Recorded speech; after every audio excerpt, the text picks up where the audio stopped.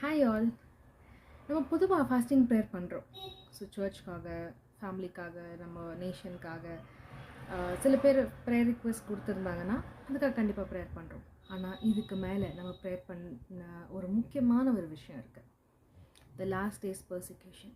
இந்த கடைசி நாட்களில் என்னையும் உங்களையும் இசப்பா காப்பாற்றணும். அதை தாண்டி இந்த லாஸ்ட் டேஸில் ஒருவேளை எனக்கு சோதனைகள் வந்து இயேசுவின் நாமத்தில் என்னை தூஷிக்க சொன்னாங்க அப்படின்னா நான் அது பண்ணக்கூடாது.